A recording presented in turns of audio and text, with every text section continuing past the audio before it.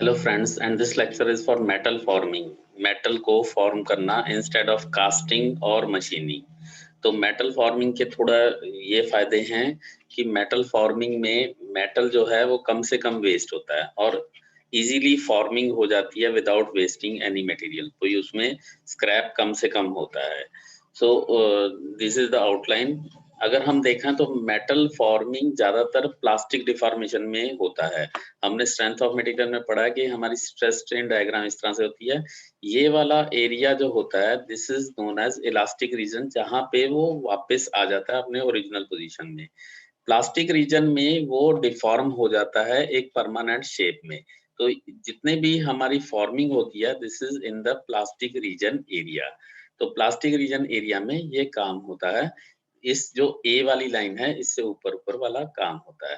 तो ये दो तरह का होता है, cold working and hot working. Cold working ज्यादातर रूम टेम्परेचर या हल्का सा उसके ऊपर होता है।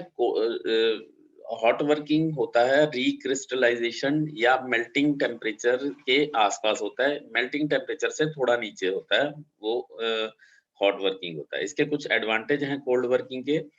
बेटर एक्यूरेसी है, बेटर सरफेस फिनिशिंग है, क्योंकि एक्यूरेसी हम क्लोज टॉलरेंस में ले सकते हैं।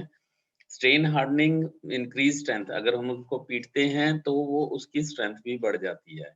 और कुछ उसके कॉस्ट कम होते हैं, हीटिंग की कॉस्ट नहीं होती है। डिसएडवांटेज क्या है? हायर फोर्सेस आर रिक्वायर्ड, ज्यादा फोर्स लगता है। केयर द सरफेस, सरफेस की जो हमें सरफेस की जो केयर ज्यादा करनी पड़ती है। And ductility is limited. Ductility means उसको ज्यादा क्रॉस सेक्शन उसका रिड्यूस नहीं कर सकते हैं। तो मेटल फॉर्मिंग प्रोसेस हम दो ब्रॉड कैटेगरीज में डिवाइड कर सकते हैं, bulk for deformation process and sheet metal working. Sheet metal जहां पे हमने थिन सेक्शंस को कुछ फॉर्मिंग करनी है, और बल्क डिफॉर्मेशन मींस एक हैवी ब्लैंक है, उसको हमने फोर्स के थ्रू किसी एक पर्टिकुलर शेप में चेंज करना है। तो यहाँ पे देखिए शीट मेटल की हम बात करें, रॉ मटेरियल क्या है? Sheet of metal, rectangular, large कुछ भी हो सकता है। रॉ मटेरियल प्रोसेसिंग जो कि ज्यादातर रोलिंग से शीट बनी हुई होती है। अब प्रोसेसेस मैं समझाने वाला हूँ, शीयरिंग, पंचिंग, बेंडिंग और डीप ड्राइंग। तो शीयरिंग क्या है? एक लार्ज सीजर एक्शन, कटिंग का एक्शन होता है। Cutting the sheet along a straight line. Main use है to cut large sheet into smaller sizes for making parts. Cutting करना आपने देखा भी होगा, शीट मेटल शॉप में गए होंगे तो उसको शीट मेटल को शीयरिंग मशीन से, शीयर के एक्शन से उसको काट देते हैं। अभी देखिए कैसे है। एक है punching.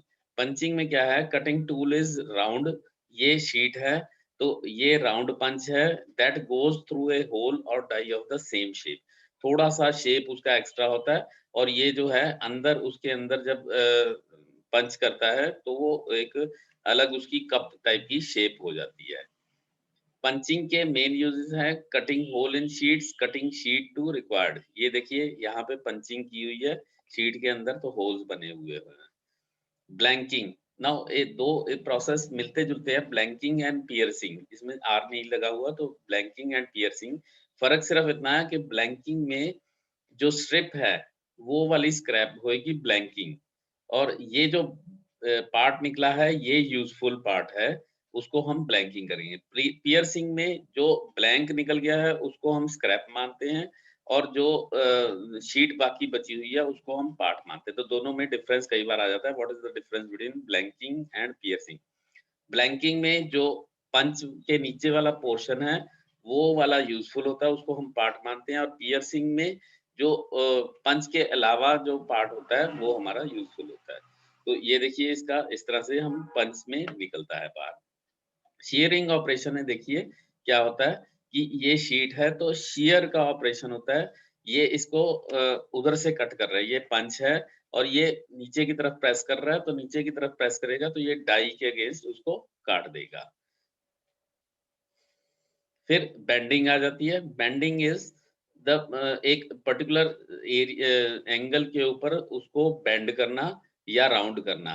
Compensation, the bend metal is bend by a larger angle और coining the bend at the end of bend cycle tool exerts large force 12। तो यहाँ पे टूल जो है थोड़ा हम कॉइनिंग अगर करना है तो उसको ज़्यादा हम बेड दे सकते हैं। बल्क डिफॉर्मिंग में अगर हम देखें, ये शीरिंग के हमारे शीट मेटल के थे। बल्क डिफॉर्मिंग में हमारे कुछ इस तरह के प्रोसेस हैं, जो हैं फोर्जिंग है सबसे पहला। फोर्जिंग में देखिए हम ओपन डाई भी हो सकती है, क्लोज डाई। क्लोज डाई में इस तरह से डाई के अंदर उसको पंच करते हैं। रोलिंग रोलिंग में हम आई बीम, रेल्स या एंगल आयरन बनाते हैं, तो रोल्स के अंदर उसको रोटेट करते हुए फोर्स से उसको प्रेस करते हैं।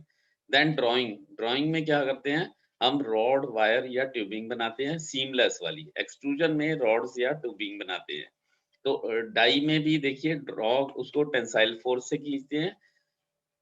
रोलिंग में प्रेशर से उसको प्रेस करते हैं। एक्सट्रूजन में एक बिलेट बीच में होता है और एक डाई होती है, डाई होल्डर, जिसके अंदर वो उसको बिलेट से उसको पंच को रैम से उसको पुश करते हैं और उससे रॉड या ट्यूब बनती है।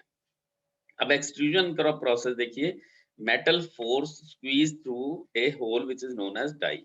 अब यहाँ पे देखिए मेटल है और पीछे से उसकी रैम आ रही है जो उसको एक होल के थ्रू स्क्वीज कर रही है, डाई के थ्रू, और एक आगे से रॉड निकल रही है। टिपिकली यूज्ड डक्टाइल मेटल जैसे copper, steel, aluminium, magnesium, plastic, रबड़, इनके लिए यूज करते हैं। और all frames of white board, doors, Windows, ये सारे एक्सट्रूजन से ही बनते हैं। ड्राइंग में क्या है, similar to extrusion except pulling force is applied. इसमें पुलिंग फोर्स अप्लाइड किया जाता है, पुश नहीं होता, रैम से पुश नहीं किया जाता। अब यहाँ पे पुल किया जाता है और प्रोसेस लगभग वही है, लेकिन commonly use to make wires. अब देखिए यहाँ पे पुल किया जा रहा है, रिसीविंग कॉइल है, ये रोटेट कर रही है, और यहाँ पे डाइज हैं, ये एक डाई, दूसरी डाई, तीसरी डाई, इनके बीच में क्रॉस सेक्शन उसका घटता चला जा रहा है बीच बीच में।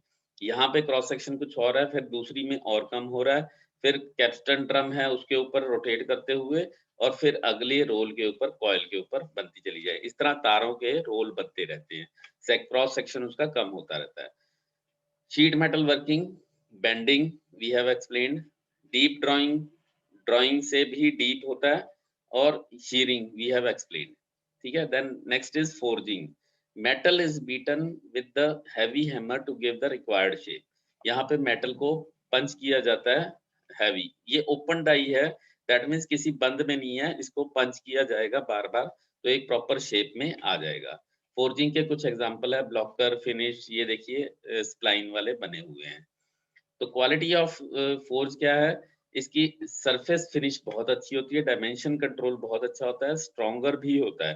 तो इसलिए कुछ मेटल्स हैं जैसे कि कनेक्टिंग रॉड है, वहां पे हम फोर्जिंग ही यूज कर सकते हैं और कुछ नहीं यूज करते।